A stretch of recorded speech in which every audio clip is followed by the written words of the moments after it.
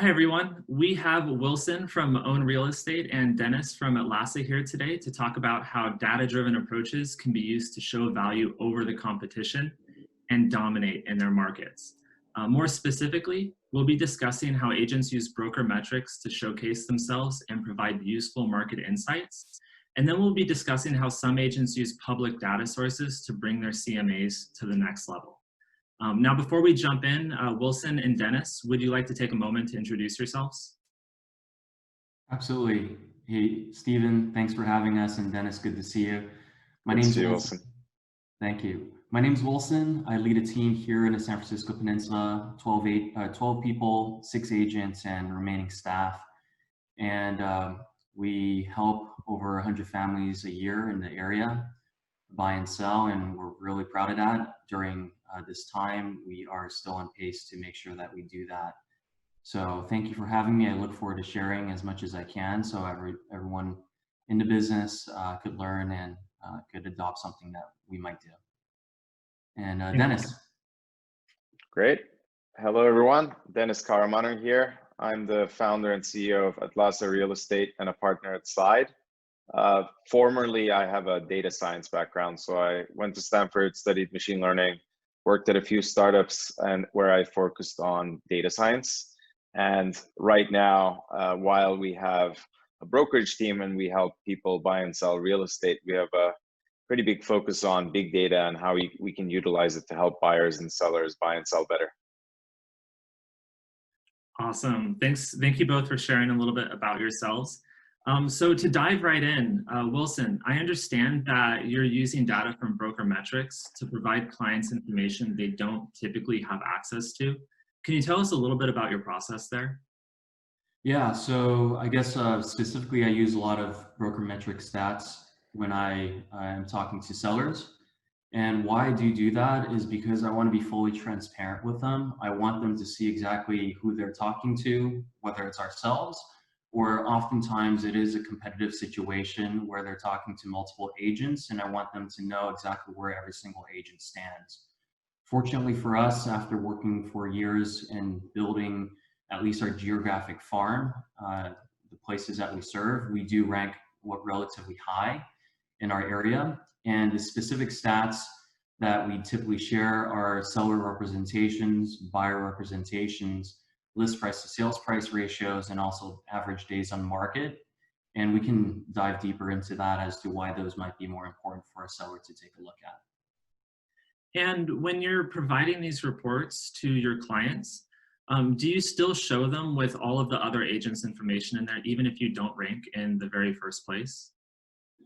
Yes. So typically what we do is we give them 2 copies. The first copy is the digital copy of the PDF of every single agent in that area of the search. So for example, if we're searching in South San Francisco, which is a city we serve in, we're going to give them the whole digital copy of the person at the top all the way to the person that had a half or a 1 deal. And when we meet in person, I'm not going to print out, teens of pages, but rather I'm going to print out the cover page. And I'm going to show them exactly who are the top agents in their respective area that they're thinking about selling their home. And how do they typically respond when you provide them with this type of data? I think there's so much text and numbers on one sheet of paper that it takes them a moment to really go through the list. And of course, they start at the top. And then we explain what each column is, which it's just going to be total amount of people helped on the sales side and total amount of people helped on the purchase side. And I think with that, it gives them confidence because whether we're searching a year out or 3 years back, it's going to give them an idea of how much is there a total of number of homes sold in the area, and relative to that, who has represented the most people. And I think it gives them confidence. It's kind of like if we have a family member that is going through, cancer, we want to make sure that we can see some sort of track record of the person that's helping us with that procedure. So I think it's relatively important. Awesome. And at what stage in the sales process do you typically start presenting this level of data to your prospective clients? Yeah, we typically provide stats after providing an idea of value. And I think value is perceived by, obviously, the client themselves. So after asking them a lot of questions about their goals, after giving them, I guess, answers to some of the things that they look forward to, or the questions that they might have concerns about the process, then we dive into the data. I guess on our side, we realize that a lot of these residential sellers are emotionally driven in their decision making, as much as it is important for them to have obviously the information on numbers. They're moving for a reason, and eventually we get to the data that helps them drive through making that final decision of who are they going to work with. Wonderful. And just to kind of understand why you're doing this, is there a specific reason you decided to start showing this data to your clients? Yeah, I think it relates back to what I said earlier, being fully transparent with them. I could walk in there, we have 100 data points that we probably could share. Of those 100, maybe 1 or 2 are the most positive that we want to highlight. And I think a lot of people will talk about all the benefits of working with agent A and agent B. But I do want to share, if we do highlight a positive, I do also want them to be fully transparent of what could be the negative of it, or what's the full scope of it. Because if we focus on one little thing, we can talk about it, but they are making a decision that's so important. They don't move often in our area. It's important for them to know every single little detail of information to make that right decision for them and their family, because it's going to affect obviously their long term. So you feel like it's your responsibility to provide them with this information, even if other agents aren't, because it's something they need, and it's a huge life decision. Yes. So I feel most agents are going to go into that appointment with an agenda. And as much as we might have a 20-point presentation, that's not important unless we know it's important to the client, and we have to ask them the questions of what's important. And I think if we are fully transparent, and every single time we walk into an appointment, we tell them, at the end of this conversation, whether you decide to move forward or not, whether it's a year out or you never decide to move, it doesn't matter to us. We just want to give you as much information as possible. And that information also encompasses obviously the data that we give them, so they can make a good decision. Now circling back to the data that you give them for just a moment, you had mentioned that there were some key stats that you tend to focus on from broker metrics. But obviously, if you go into broker metrics, there's a ton of different sets of information that you could be pulling for your clients. How do you determine what type of data to present them with when there are so many different options? Yeah, how I think about it is what results they want. The results that they want is they want to accomplish a goal of, let's say at this point, selling. And selling is part of the process of getting to a goal that they have, whether it's moving closer to their kids or moving closer to their family at this point, or just moving because of the job relocation. So the data that I do pull, I think it's going to be pretty rational in terms of how is our track record, or how is some things that we've done, whether it's systematic in our approach of helping someone sell, how does that affect the end result of how much money they're going to net at the end of the day? And especially during a time like this, where in our market it's very competitive too, commissions and costs of doing business is going to be top of mind for many people. And in order for us to be able to justify our value, of course, we're going to talk about it, but with data, it's going to make it a lot easier if we do a good job for, obviously, in the past of helping our clients. Awesome. And before we move on from broker metrics, are there any key takeaways or tips or tricks that you'd like to share with the audience? Yeah, I think as you look at more data more frequently, you're going to see trends, whether it's data of your own stats, or it's going to be, let's say, directly from the MLS for the area you serve in terms of trends from list to sales price on average, days on market on average, prices on average. If you look 12 months back, year to date, or 24 months back, you'll start seeing trends that you'll be able to convey and be a fiduciary for your client to really express to them, hey, here's the data, you can look at it, but here's what I'm seeing and I'm interpreting, and this is how it might affect your decision moving forward. So I think the more frequently you look for it, the time blocks that you set aside week in, week out to make sure that you're learning yourself, and for the purpose of sharing with the client, it's going to make you a better person when it comes to obviously resharing it at a later time. Wonderful. I appreciate you sharing that with us, Wilson. I think it's super valuable, and I hope the audience has plenty of questions for us during the Q&A session. Next up, we have Dennis, who has also been using data-driven approaches to show his value over the competition. Although he's been going about it in a slightly different way in that he doesn't pull all of his data from broker metrics or the MLS, but he's using public data sources to appeal to clients interested in condos and multi-unit properties. Dennis, would you mind telling us a little bit about your process there? Yeah, absolutely. So the inception of using data to help clients came around by clients' asks themselves. So there are two very interesting scenarios that I ran into when we first got started a few years ago. The first one is client buys a condo, for example, 1 bedroom or 2 bedroom. But as you know, most of those clients grow out of those properties, right? You build your family, you have kids, and you end up wanting to move to a single family home. So as a part of your wealth planning, a lot of these clients end up planning to either sell in 5-6 years after the purchase or to rent out that condo and to convert it into a part of their investment portfolio. So now, the typical process for the broker is anecdotal, right? The broker will say, well, this 2-bed condo in San Francisco will rent for $4,500, $5,000, and that's it. And there's no really mathematical framework that's applied to it. So one of the things we started to do was to pull rental information and to present it to the users in a way where they can not only sort of plan out what they'll do over the next 5, 6, 7 years, but also be able to compare different condos or different single family homes or different multifamily properties according to what is commonly known as a capitalization rate, a cap rate, which is the rental return on investment of the property. So that's scenario number one. And then scenario number two is a lot of our clients are very cognizant of the fact that San Francisco is a seismic hazard zone.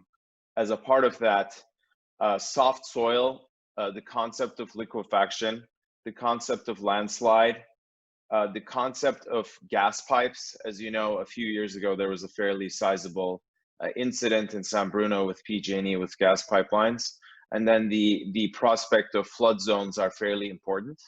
And while the natural hazard disclosure form in a disclosure package has a lot of these natural hazards listed out, in my opinion, a lot of clients find out about those hazards after they see the property, they fall in love with the property, they request the disclosures, and then while they're sifting through the 300-page disclosure report, they finally see that there's a natural hazard that they're not really comfortable with. So what we started to do was to pull all this data together and preemptively serve it to clients. So for example, say we have a client searching for a home in Burlingame. Around Burlingame, there's a gas pipeline. There's a dam fault zone. So if the dam fails, the house could flood. There are liquefaction zones, which tend to shake more during earthquakes. So we serve all this data to the clients in a very preemptive fashion. And then the other thing we do is we have all this data, right? Mm-hmm. Some clients are MIT graduate engineers, and some clients are not that technically sophisticated at all, right? They've never dealt with a computer. So how we serve this data and information to the clients highly varies based on the client's own technical sophistication level. So if somebody were, say, an MIT graduate and they had a very high sophistication level, how would you kind of serve up this data to them?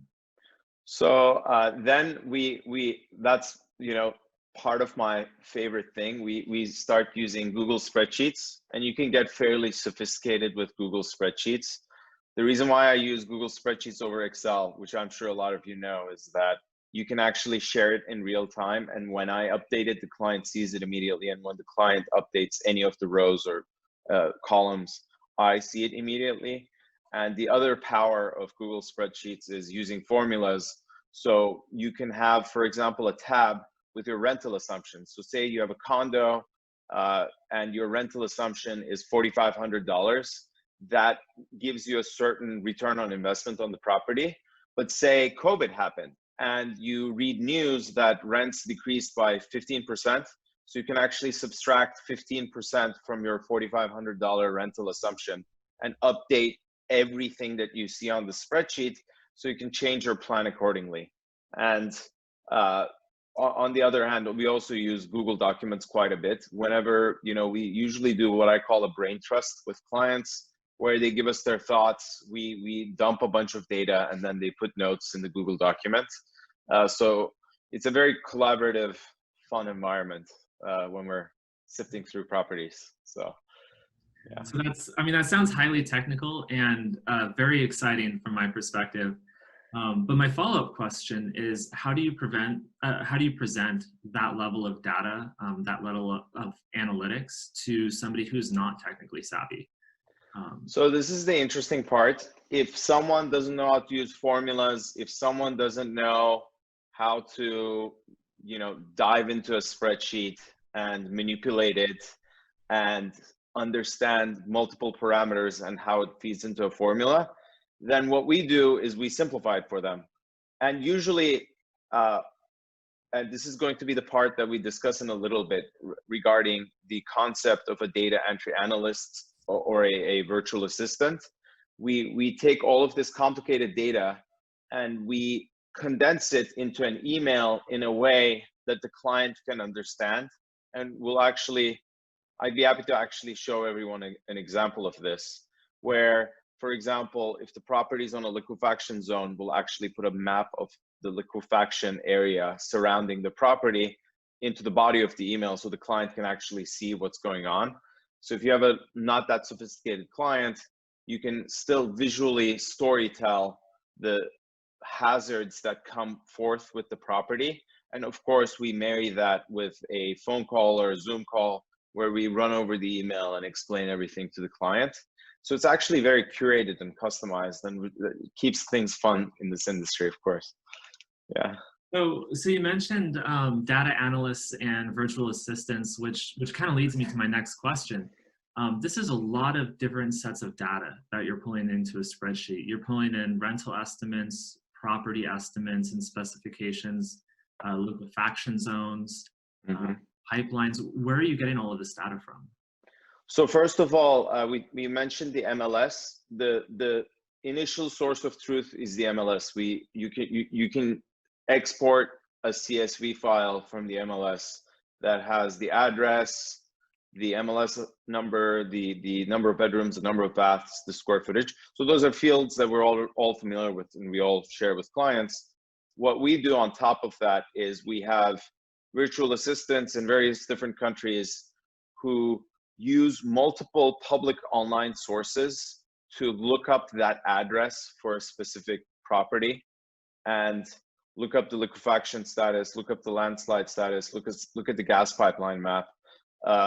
Regarding gas pipelines and flood zones, depending on which zip code you're in, usually there are maps readily available online. If anyone has a question regarding that and they want links, happy to provide that. It's usually very easy to find with a Google search. In terms of seismic hazard zones, there is a company founded by a Stanford geoengineering professor called Temblor, TEMBLOR.net. And that is a pretty accurate map, I believe, for the entire United States that shows liquefaction and landslide for every given address. So you could type in an address and it shows you whether you're in a low liquefaction zone, a medium liquefaction zone, or a high liquefaction zone. So we found that to be fairly instrumental. And in terms of rental comps, so say a lot of clients ask us this, right? They ask, what would this property rent for? And usually, I believe most site partners focus on sales and not rental comps, right? So what I found very, very useful in providing very in-depth data to clients is this website called Rentometer, where you put in an address, you put in the number of bedrooms and baths, and it tells you a fairly good comparative analysis of what the rental situation looks like in that market. And the way they calculate it is by tracking Craigslist, Zillow, and Trulia, and looking which of the listings actually get rented out as opposed to expiring. And they, in my opinion, they do a pretty good job with that, and their rental estimates are fairly accurate. I've had a bunch of clients purchase properties and rent them out after, and Rentometer has been fairly effective in predicting approximately how much they would get in rent. And then the other cool thing is their data gets updated pretty quickly, even after COVID happens, because they track Craigslist on a day-to-day basis. So as soon as the comparative situation changes in a neighborhood and rents decline, then you immediately know. And especially for multifamily buyers, if you're buying a 2-unit building, a 3-unit building, or a 4-unit building, rents are paramount, right? Because a lot of buyers predicate their investment decision based on how much rent they can collect from the asset. So if rents decrease by 10%, usually multifamily prices will also decrease by 10%, unless sort of it's an owner occupancy scenario, which is rare. So we found Rentometer to be fairly helpful in that regard. Yeah. So it sounds like you and Wilson both are putting in a ton of effort to provide this data to your clients. And both of you feel free to answer this question, but what drove you to start providing this level of data to your clients? Wilson, would you like to kick it off? And then I'll... Sure. It's evidence, right? It's evidence of whether it's around a neighborhood or what's going on. It's not just an opinion of an agent, right? So it's fact. Or if it's stats of a specific agent or agencies, it's fact. It's evidence, and hopefully it's something that could be utilized to help make a decision. So my story actually extends to why I got into real estate in the first place. This is a few years ago when I first got into real estate brokerage, and I was shopping for a property that not only I would like to live in, but that would be a good investment, in that if I sold it in 30 years, it would be, looking back, it would have been a good investment. And I'm a very mathematical person, and I had a very difficult time sort of quantifying that, right? Like, there's a condo here, there's a single family here, there's a multifamily property there. There are a bunch of different neighborhoods I like. Mathematically, what makes the most sense? Because it's a lot of money that you're putting into this singular asset. Everyone has a diversified stock portfolio, right? You have a Wealthfront portfolio, and you have hundreds and sometimes thousands of stocks and bonds in that portfolio. Whereas when you buy a property, it's one asset.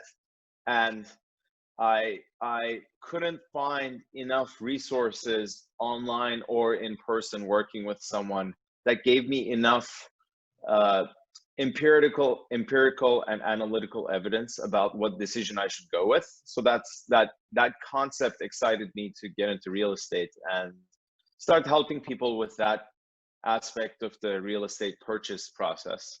And then it ended up also evolving into the sell side of things, where we help sellers sell better using data as well.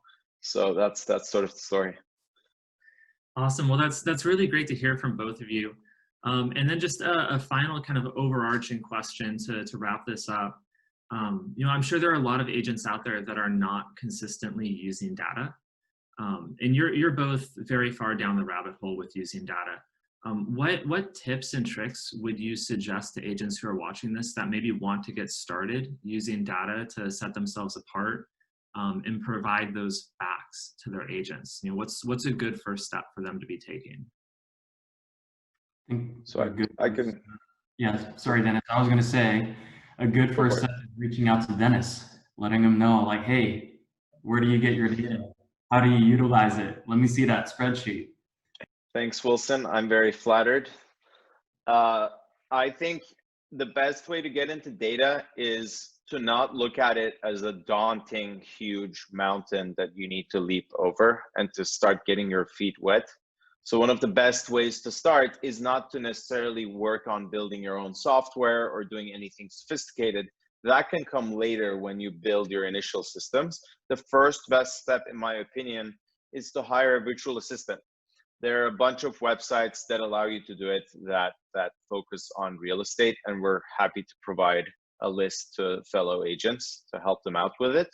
And a very simple thing that you can have your virtual assistant work on is to identify a repetitive task that you think would be very helpful to your clients. What's a good example? Is the property in a flood zone? Is the property in a hazard zone? Whenever your client maybe likes a bunch of your property on your MLS emails or Real Scout or whichever platform you're using to feed listings to your clients, your VA can get those emails forwarded to him or her and append this data onto the listings. So for example, say your client's looking at properties in Burlingame and San Carlos, they identify 10 different properties that they'd like to see. The VA could look at liquefaction status, landslide status, whether the property is near a gas pipeline, whether the property is in a flood zone, and draft an email for you that lists every single listing one by one and writes what the natural hazard status of each of those listings are. And by the way, this has been helpful to my clients. Maybe your clients want something different. Maybe they want whether the property is on a steep hill or not, or whether the property has hills or not. And while the MLS does have a field that says views, sometimes agents exaggerate that the property has views. So your VA can do things like look through the photos, identify the architectural style, figure out if the property is an open layout, things you can't necessarily do in a structured fashion in Real Scout or the MLS, and really curate how you feed this information to your clients. And then the best way to sort of get your VA's feet wet is usually Google Documents. They could put their work in progress into a Google document. You can watch them as they're working on it because it's real time. You can figure out if they're fast enough for you, and you can figure out if it's actually useful for you. And the best way to get started, in my opinion, is to talk to your clients and see sort of what they would have liked to see upfront from a listing before they see it, right? Just so you can give them the full package before they spend all that energy to go and see the property and then figure out that they don't like it. Whereas a VA could have helped them figure out upfront they wouldn't have liked it before they saw it. And that saves everyone time. And it creates client retention, in my opinion, because if you sort of create a very creative experience, clients are way more likely to stick around and never stop working with you. And I think, you know, in our multiple years in this business, we've never really had clients walk away, right, for that reason. So in a nutshell, just to kind of summarize that, it sounds like what you're saying is to do a retrospective of maybe your last 5 transactions, get in touch with your clients and just have a discussion with them about what they would have liked to see sooner. That might have made the transaction go a little bit more smoothly. And then plan out your next 5 transactions so you're not reacting to those things as they happen, but instead you're anticipating those needs needing to be met and proactively providing that data to your client. And just small steps in that direction. In every few transactions, just do a retrospective, figure out what could have been done better, and try to be more proactive with providing those answers and data. Yes, exactly. Yeah. Awesome. Well, thank you both for your time. And for anyone watching that has questions, please let us know during the Q&A session. We're happy to answer anything that you may have. Thank you so much. Thank you.